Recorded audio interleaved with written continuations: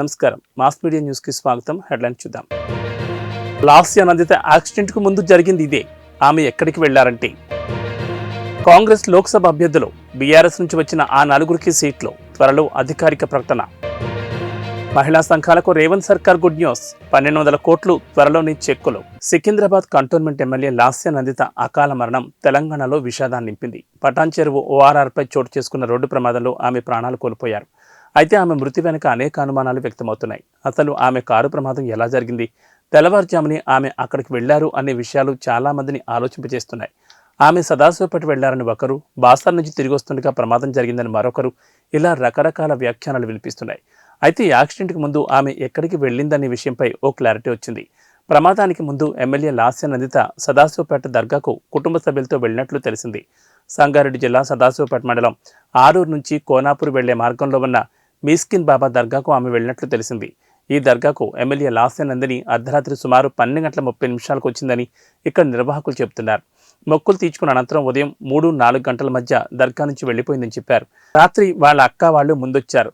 Madam వారి తర్వాత దర్గాకు వచ్చింది. కొబ్బరికాయలు కొట్టి దర్గా వద్ద ప్రార్థన చేశారు. ఆ తర్వాత కొద్దిసేపు ఇక్కడే కూర్చుని ఆ తర్వాత వెళ్లిపోయారు. వచ్చిన వాళ్ళు ఓ 4-5 ఉన్నారు అని దర్గా నిర్వాహకురాలు మీడియాతో వెల్లడించారు. ఇక యువ ఎమ్మెల్యే లాస్య నందిత మృతి పట్ల సీఎం రేవంత్, బీఆర్ఎస్ అధినేత కేసీఆర్ సహా అన్ని పార్టీల నేతలు సంతాపం వ్యక్తం చేస్తున్నారు. చిన్న వయసులోనే ఆమె అకాల మరణం చెందడం దురదృష్టకరమన్నారు. ఆమె అంత్యక్రియలు అధికారిక లాంఛనాలతో నిర్వహించాలని సీఎం రేవంత్ అధికారులను ఆదేశించారు. ప్రస్తుతం ఆమె మృతదేహం గాంధీ ఆసుపత్రిలో ఉండగా ఇంటికి తరలించాక సీఎం రేవంత్ రెడ్డి అక్కడికి వెళ్లి నివాళులర్పించనున్నారు. తెలంగాణ అసెంబ్లీ ఎన్నికల్లో సత్తా చాటే అధికారంలోకి వచ్చిన కాంగ్రెస్ పార్లమెంట్ ఎన్నికల్లోనూ అదే రిజల్ట్ రిపీట్ చేయాలని అనుకుంటోంది. మొత్తం 17 ఎంపీ సీట్లకు గాను 12 నుంచి 14 సీట్లు కైవసం చేసుకోవాలని భావిస్తోంది. అందుకు తగ్గట్లుగా గెలుపు వ్యూహాలను రచిస్తోంది. సర్వేల ఆధారంగా విజయం సాధించే అభ్యర్థులకే సీట్లు కేటాయిస్తామని ఆ పార్టీ నేతలు చెబుతున్నారు. ఇప్పటికే ఆశావాహుల నుంచి దరఖాస్తులు స్వీకరించారు. ఆ పేర్లను సెంట్రల్ కమిటీకి పంపించి అభ్యర్థులను సెలెక్ట్ చేయనున్నారు. మొత్తం 17 స్థానాల్లో సగం సీట్లకు అభ్యర్థులు ఖరారైనట్లు సమాచారం. 2 రోజుల క్రితం కొడంగల్లో పర్యటించిన సీఎం రేవంత్ రెడ్డి మహబూబ్ నగర్ అభ్యర్థిగా కలవకుర్తి మాజీ ఎమ్మెల్యే వంశీచంద్రెడ్డిని ప్రకటించారు. ఇక మిగిలిన 16 స్థానాలకు అభ్యర్థులను ప్రకటించాల్సి ఉండగా బీఆర్ఎస్ నుంచి ఇటీవల పార్టీలు చేరిన 4గురికి సీట్లు కన్ఫర్మ్ అయినట్లు సమాచారం. బీఆర్ఎస్ పార్టీకి రాజీనామా చేసి కాంగ్రెస్ పార్టీలు చేరిన వారిలో పెద్దపల్లి సిట్టింగ్ ఎంపీ వెంకటేష్ నేతకు అదే స్థానం కేటాయిస్తారని ప్రచారం జరుగుతోంది. మాజీ మంత్రి పట్నం మహేందర్ రెడ్డి సతీమణి, వికారాబాద్ జడ్పీ చైర్పర్సన్ పట్నం సునీత మహేందర్ రెడ్డికి చేవెళ్ల, మాజీ మేయర్ బొంతు రామ్మోహన్కు సికింద్రాబాద్, సినీ హీరో అల్లు అర్జున్ మామ కంచర్ల చంద్రశేఖర్ రెడ్డికి మల్కాజ్గిరి ఎంపీ టికెట్లు ఫిక్స్ అయినట్లు తెలుస్తోంది. పాలనలో సంక్షేమానికి పెద్దపీట వేస్తున్నారు రేవంత్ రెడ్డి ప్రభుత్వం. ఇప్పటికే 2 గ్యారంటీలు అమలు చేస్తోంది. ఈ నెల 27 లేదా 29న మరో 2 గ్యారంటీలైన 500కే గ్యాస్ సిలిండర్, 200 యూనిట్ల వరకు ఫ్రీ కరెంట్ పథకాలను ప్రారంభించేందుకు సూత్రప్రాయంగా అంగీకారం తెలిపారు. ఇదిలా ఉండగా మహిళా స్వయం సహాయక సంఘాలకు కూడా రేవంత్ సర్కార్ గుడ్ న్యూస్ చెప్పింది. మహిళా సంఘాలకు వడ్డీ బకాయిలను విడుదల చేయాలని ప్రభుత్వం డిసైడ్ అయింది. 1200 కోట్ల మేర బకాయిలను చెల్లించాలని ఆర్థిక శాఖకు సూచించింది. ఈ క్రమంలో సంఘాలతో సమావేశం నిర్వహించి చెక్కులను అందించేందుకు ఆ శాఖ సిద్ధమవుతోంది. తెలంగాణలో 4,39,717 సంఘాల్లో 47,36,868 మంది మహిళలు సభ్యులుగా ఉన్నారు. ప్రస్తుతం ఈ బకాయిలు మహిళా సంఘాల పేరిటే ఉన్నాయి. వాటి చెల్లింపుల కోసం బ్యాంకులు సంఘాలపై తీవ్ర ఒత్తిడి తెస్తున్నాయి. పైగా కొత్తగా లోన్లు కూడా మంజూరు చేయడం లేదు.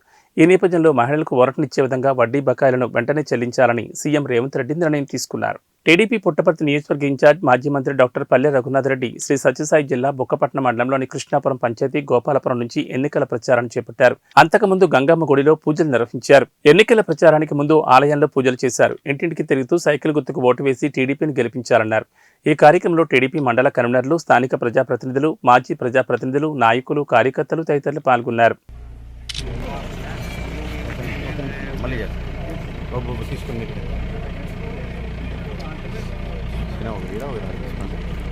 ఆపోజిట్ చేయాల్సి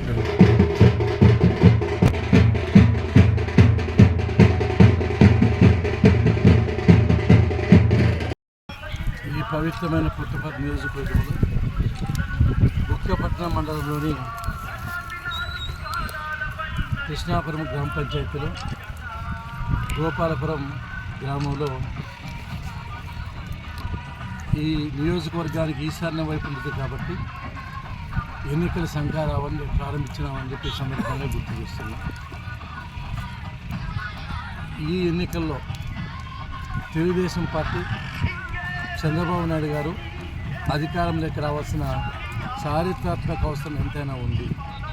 కారణం ఏమంటే గత 4 సంవత్సరాల 10 నెలల్లో జగన్మోహన్ రెడ్డి గారు అధికారంలోకి వచ్చిన తర్వాత అన్ని వర్గాల ప్రజలకు తీవ్రమైన అన్యాయం చేశాడు. అందరికీ ప్రత్యక్ష నరకం చూపించాడు. అందరం ఇబ్బంది పెట్టాం. అదే సమయంలో ఈ రాష్ట్రం అభివృద్ధి జరగాలన్నా, సంక్షేమ కార్యక్రమాలు సక్రమంగా అమలు కావాలన్నా, అమరావతి రాజధాని నిర్మాణం జరగాలన్నా, రేట్లు తగ్గాలన్నా, పోలవరం ప్రాజెక్టు పూర్తి కావాలన్నా, యువతకు ఉద్యోగాలు కావాలన్నా 2024 సంవత్సరంలో చంద్రబాబు నాయుడు గారు తప్పనిసరిగా రావాలి. మనందరి భవిష్యత్తు బాగుపడాలి. కాబట్టి దానికోసం తెలుగుదేశం పార్టీ నాయకులు, కార్యకర్తలు, పుట్టపర్తిలో ఒకే మాట మీద నిలిచి ఈ 2 నెలలు కష్టపడి ఈ ప్రభుత్వ తెలుగుదేశం పార్టీని అధికారంలో తీసుకురావాల్సిన అవసరం ఉందని చెప్పి ఈ సందర్భంగా గుర్తు చేస్తూ అందరము కలిసిమెలిసి పనిచేద్దాం, కష్టపడదాం, మన ప్రభుత్వ పార్టీని అధికారం తీసుకొద్దామని చెప్పి అందరికీ మనస్ఫూర్తిగా కోరుకుంటున్నాం. Cantonment BRS MLA Lasya Nanditha మృతి చెందారు. పటాన్చెరువు సమీపంలో ఓఆర్ఆర్పై ఆమె ప్రయాణిస్తున్న కారు అదుపు తప్పి డివైడర్ను ఢీకొట్టింది. దీంతో లాస్య నందిత అక్కడికక్కడే మృతి చెందారు. ఈ ప్రమాదంలో కారు డ్రైవర్కు తీవ్ర గాయాలయ్యాయి. అతన్ని చికిత్స నిమిత్తం దగ్గరలోని ఆసుపత్రికి తరలించారు. నందిత మృతితో కుటుంబ సభ్యులు, అభిమానులు, అనుచరులు కన్నీరు మున్నీరవుతున్నారు. సీనియర్ నేత ఎమ్మెల్యే సాయన్న మరణంతో ఇటీవల జరిగిన ఎన్నికల్లో ఆయన కూతురు లాస్య నందితకు బీఆర్ఎస్ కంటోన్మెంట్ సీట్ ఇచ్చారు. గత ఏడాది ఫిబ్రవరి 19న సాయన్న మృతి చెందారు. ఏడాదిలోనే తండ్రి, కూతురు మరణించారు.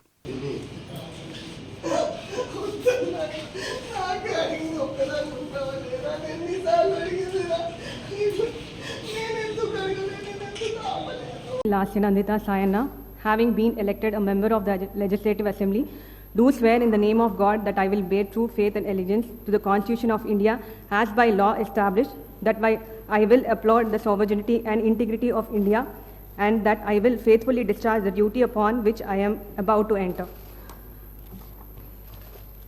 I, G. Lasya Nandita Sayana, member of Telangana Legislative Assembly, do swear in the name of God that I shall abide by and follow the rules, observe the etiquette and respect the conventions of the House. ఉద్యోగాలపై CM Jagan ప్రశ్నిస్తే AP PCC chief YS షర్మిలారెడ్డిని అక్రమంగా arrest చేశారన్నారు NSUI Guntur జిల్లా షేక్ కరీం. ఈ సందర్భంగా 2024లో YCP ప్రభుత్వానికి ప్రజలు ఓటు హక్కుతో బుద్ధి చెప్తారని అన్నారు. ఈ కార్యక్రమంలో కాంగ్రెస్ పార్టీ నేతలు, ఎన్ఎస్యూఐ విద్యార్థులు తదితరులు పాల్గొన్నారు. మెగా డిఎస్సీ అని చెప్పి ఈ రోజు దగా డిఎస్సీ 6,000 ఇచ్చారు. అది కూడా 26 రోజులు టైం ఉండగా ఇచ్చారు. పిల్లలు ఎలా ప్రిపేర్ అవ్వాలి? అసలు ఈ ప్రభుత్వానికి మనసే లేదు. ఈ గాయం ఎవరు చేస్తారు? ఈ గాయం ఎవరు చేస్తారు? మీ గాయం ఉండను బండను మీ చేతి గాయం ఎవరు చేస్తారు? పోలీసులు ఇంకెవరు చేస్తారమ్మా? మెగా డిఎస్సీ మీ పోరాటం ఇంకా మేడం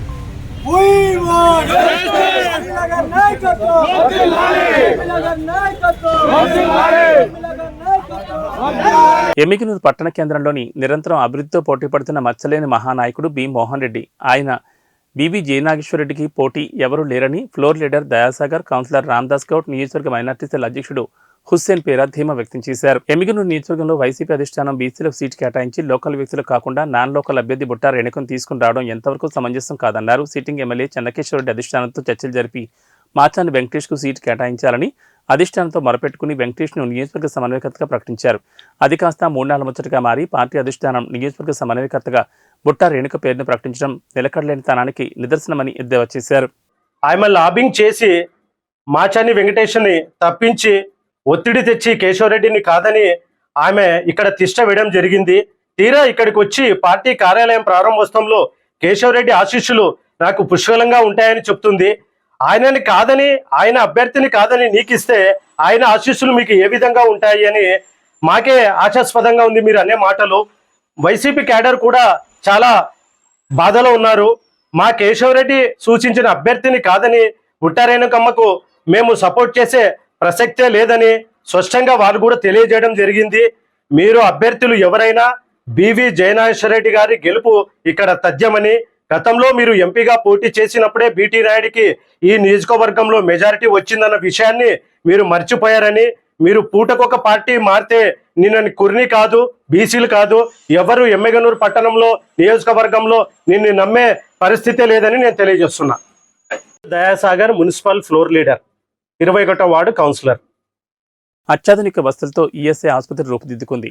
114 కోట్ల వ్యయంతో రూపుదిద్దుకున్న ఈఎస్ఐ ఆసుపత్రిని ఈ నెల 25న ప్రధాని నరేంద్ర మోడీ వర్చువల్గా ప్రారంభిస్తారని కాకినాడ ఎంపీ బంగా గీతా విశ్వనాథ్ చెప్పారు. ప్రధాని ప్రారంభించిన నేపథ్యంలో సిటీ ఎమ్మెల్యే ద్వారంపూడి చంద్రశేఖర్ రెడ్డి వివిధ విభాగాల అధికారులతో కలిసి కాకినాడ సామమూర్తి నగర్లోని ఈఎస్ఐ ఆసుపత్రిని ఎంపీ సందర్శించారు. City MLA Dwarampudi Chandrasekhar Reddy, ADC CH Naganarasimharao ఇతర అధికారులు ఆమె వెంట ఉన్నారు.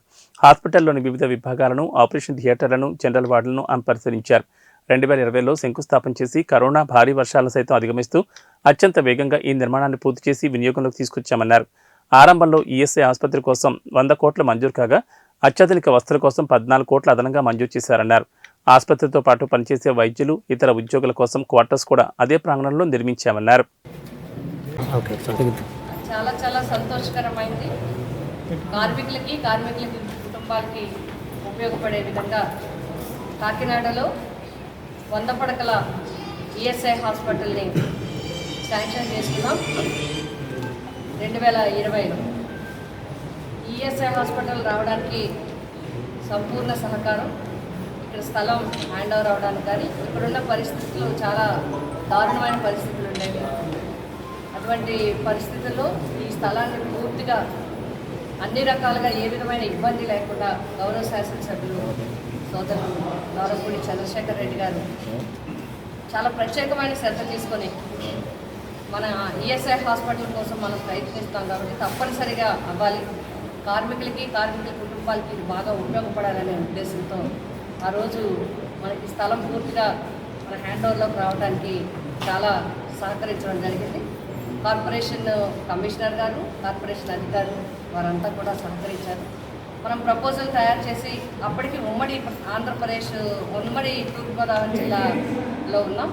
అప్పటికే రాజమండ్రిలో హాస్పిటల్ 50 బెడ్ని అప్గ్రేడ్ చేయడం జరిగింది కాబట్టి మనకి సెపరేట్గా అవ్వడానికి కొంచెం ఇబ్బందులు వచ్చినప్పటికీ కూడా అప్పటి గౌరవ కేంద్ర మంత్రి వారు గాంగ్వార్ గారు చాలా ప్రత్యేకమైన శ్రద్ధ తీసుకొని మన కార్మికుల యొక్క ఇబ్బందుల్ని వివరించినప్పుడు ఆయన సానుకూలంగా స్పందించి మన 100 పడకల హాస్పిటల్ 100 కోట్ల రూపాయలతో శాంక్షన్ చేయడం జరిగింది.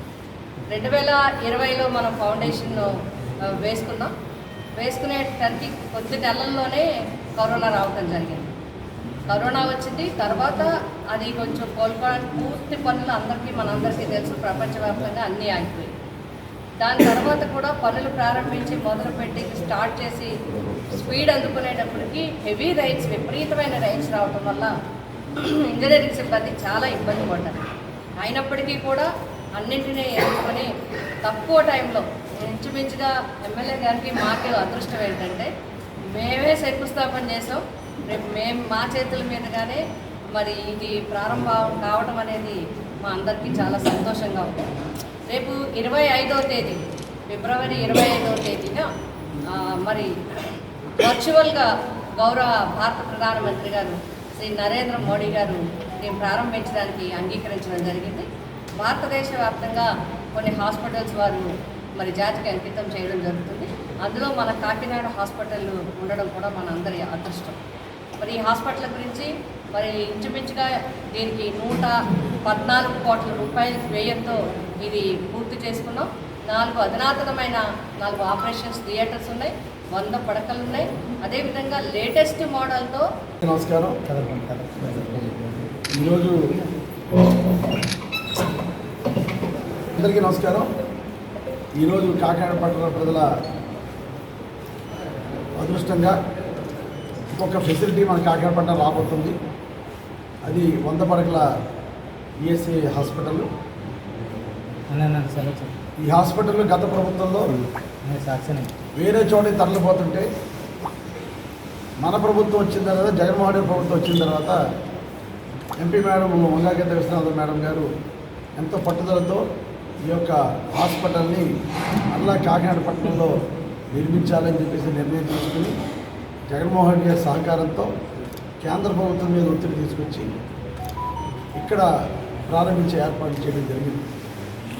సుమారు 6 ఎకరాల స్థలంలో స్థలం ఉన్న హాస్పిటల్ గత నాయకులు సరిగ్గా పనిచేయకపోవడం వల్ల హాస్పిటల్ బయట షిఫ్ట్ అయిపోయే పరిస్థితులు ఉంటే ఇక్కడ స్థలం ఉంది, ఇక్కడ భూమి ఉంది ఈఎస్ఐ సంబంధించి అని మేడం ఫైట్ చేసి ఈ హాస్పిటల్ కట్టే కార్యక్రమం చేయడం జరిగింది.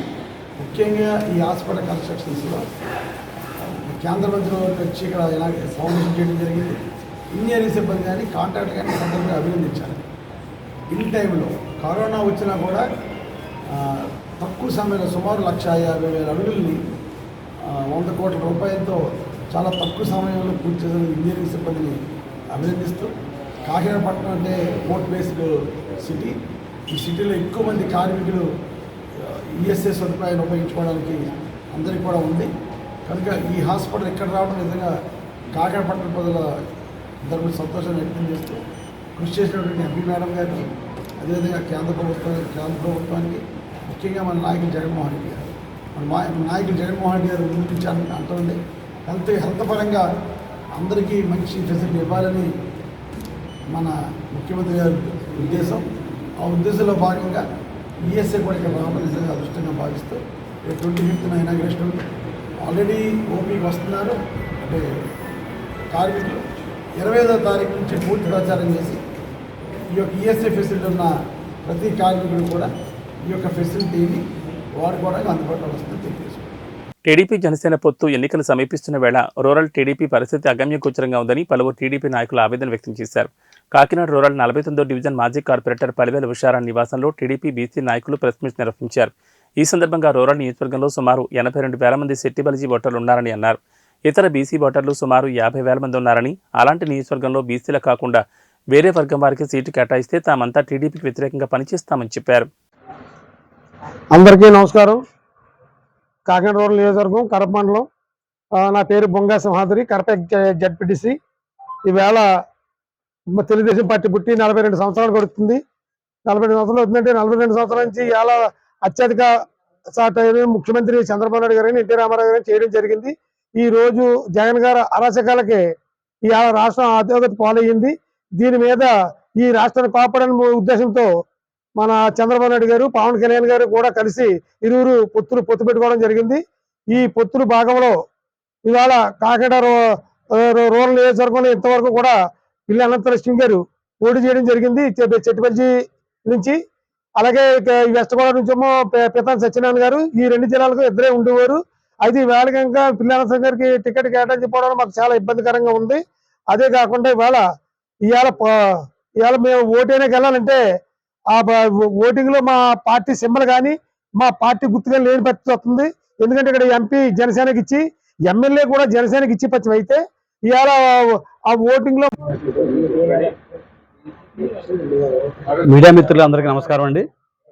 ఈరోజు కాకినాడ రూరల్లో ప్రెస్ మీట్ సందర్భంగా తెలియజేయమనగా, గత 5 సంవత్సరాల నుంచి జగన్మోహన్ రెడ్డి గారు చేస్తున్న నిరంకుశ పాలనకు వ్యతిరేకంగా రాష్ట్రం బాగుపడాలనే ఆలోచనతో నారా చంద్రబాబు నాయుడు గారు, అలాగే జనసేన అధినేత పవన్ కళ్యాణ్ గారు పొత్తు వేసుకోవడం జరిగింది. ఈ భాగంలో ఇప్పటి వరకు కూడా సీట్లు ప్రకటించకపోవడం చాలా బాధాకరమైన విషయం అండి. ఎందుకంటే 2014 నుంచి 19 వరకు కూడా మరి అనంతలక్ష్మి గారు ఇక్కడ అభివృద్ధి చేసి ఉన్నా కూడా ఈ రోజు వరకు సీటు ప్రకటించలేదు. ఈ రూరల్ నియోజకవర్గంలో 82,000 మంది శెట్టిబలిజీలు ఉండి, ఇతర బీసీ వర్గాలు ఒక 50,000 వరకు ఉండి, ఒక సీట్ని డిసైడ్ చేయగల కెపాసిటీ ఉన్న బీసీ వ్యక్తికి సీట్ ఇవ్వకపోవడం చాలా అన్యాయం, ప్రకటించకపోవడం. కానీ అధిష్టానం పొత్తు నిర్ణయంలో ఏ పార్టీ ఎటుపోతుంది అన్నట్టుగా జనసేన చేసుకుపోతున్నారు, తెలుగుదేశం చేసుకుంటూ పోతున్నాం. కానీ ఒక అధిష్టానం నుంచి మన పెద్ద. అందరికీ నమస్కారం. నేను 49th కాకినాడ రూరల్ 49వ డివిజన్ ఎక్స్ కార్పొరేటర్ని. నా పేరు పాలిక ఉషారాణి. ఏం లేదు సార్, మా కష్టాలు బాధలు ప్రెస్ ద్వారా అధిష్టానానికి తెలియాలని మేము విన్నవించుకుంటున్నాం. అలాగే రూరల్కి వచ్చేటప్పటికి చాలా మంది నాయకులు బయలుదేరుతున్నారు. నమస్కారం అండి. నా పేరు పండూరి జయకృష్ణ, విశ్వబ్రాహ్మణ సాధికార జిల్లా కన్వీనర్ అండి. నేను ఈరోజు కాకినాడ రూరల్ మండలంలో తెలుగుదేశం పార్టీ ఈ ప్రెస్ మీట్ పెట్టడానికి ప్రధానమైన కారణం, మేమందరం ఒక నాయకుడు మా చంద్రబాబు నాయుడు గారు సీఎం అవ్వాలని, అదేవిధంగా కాకినాడ రూరల్ మండలంలో అనేక విధాలుగా అభివృద్ధి చేసిన శ్రీ పిల్లి అనంతలక్ష్మి సత్యనారాయణమూర్తి గారు ఎమ్మెల్యేగా చేసుకోవాలనే ఉద్దేశంతో ఉన్న ఈ తరుణంలో ఈ పొత్తుల అంశంగా చూసి మాకు ఏదో అన్యాయం జరుగుతుందనే వేదనతో కాంగ్రెస్ ని విమర్శించే ముందు బీజేపీ ఇచ్చిన పార్టీ హామీలను గుర్తు చేసుకోవాలని కిషన్ రెడ్డికి సూచించారు కాంగ్రెస్ మాజీ ఎమ్మెల్యే జగ్గారెడ్డి. ఇంగితం లేకుండా మాట్లాడుతున్నారని అన్నారు. కేసీఆర్ ప్యాకేజీలో కిషన్ రెడ్డి అధ్యక్షుడయ్యారని జగ్గారెడ్డి విమర్శించారు. తన కుర్చీని తాను కాపాడుకోలేకపోయారని బండి సంజయ్పై జగ్గారెడ్డి ఫైర్ అయ్యారు. కాంగ్రెస్ మీద విమర్శలు చేయడం ఎందుకని నిలదీశారు. కిషన్ రెడ్డి కాంగ్రెస్ ని విమర్శించే ముందు బీజేపీ హామీల గురించి ఆలోచించుకోవాలన్నారు. జగ్గారెడ్డి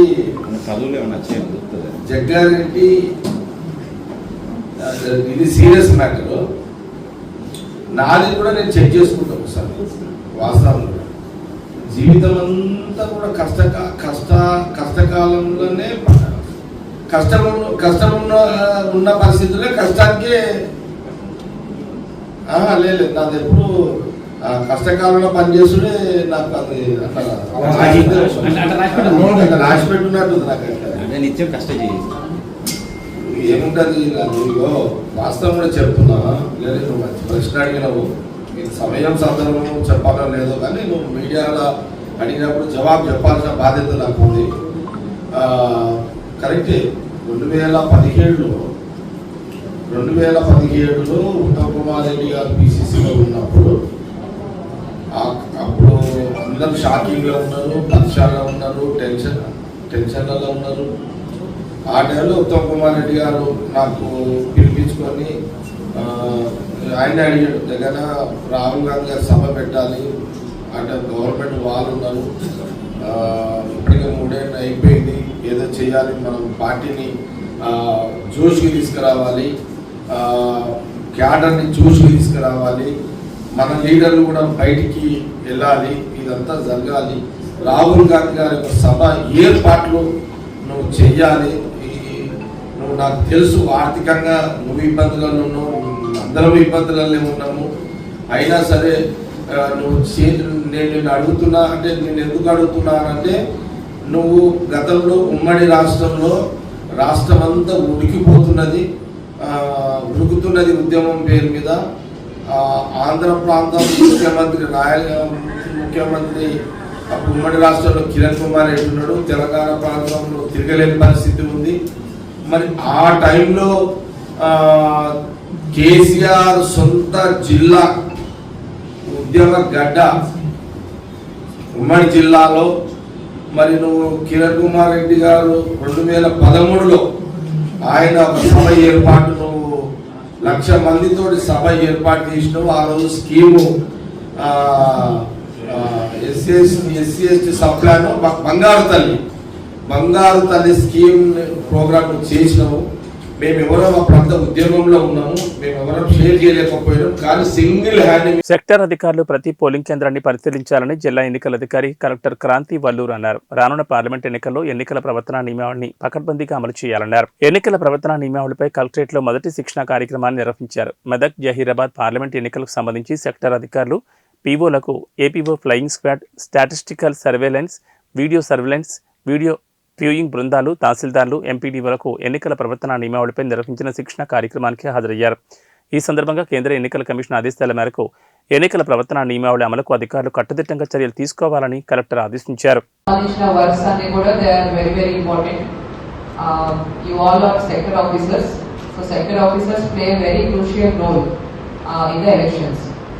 సో ఎలక్షన్ సంబంధించిన మెయిన్ ఎలక్షన్ పార్ట్ అంతా కూడా సెక్టర్ ఆఫీసర్స్ ఎంతో కీలకమైన రోల్ ఉంటుంది. So each of you have to do your duties diligently so that hour election process goes on very smoothly. So commissioning దగ్గర నుంచి training of the polling personnel దగ్గర నుంచి distribution సెంటర్లో పోలింగ్ పర్సనల్ తీసుకొని వెళ్ళి పోలింగ్ చేయించి మళ్ళీ రిసెప్షన్ సెంటర్కి జాగ్రత్తగా వాళ్ళని తీసుకొచ్చి మెటీరియల్తో పాటు రిసెప్షన్ సెంటర్కి అప్పగించేంత వరకు కూడా మీకు బాధ్యత ఉంటుంది. కాబట్టి వాట్ ఎవర్ ఈవీఎం హ్యాండ్లింగ్ కానీ and all other issues training ఏవైతే చెప్తున్నారో అన్నీ కూడా మీరు జాగ్రత్తగా విని పాటించాల్సి ఉంటుంది. You all are deputed to election commission of India. So you all are subject to discipline, control and superintendence of election control of India. So ఎవరైనా చెప్పిన షెడ్యూల్కి రాకపోయినా anybody is not responding to the duties being given by our returning officers or DEO. So action will be initiated under representation of people's act.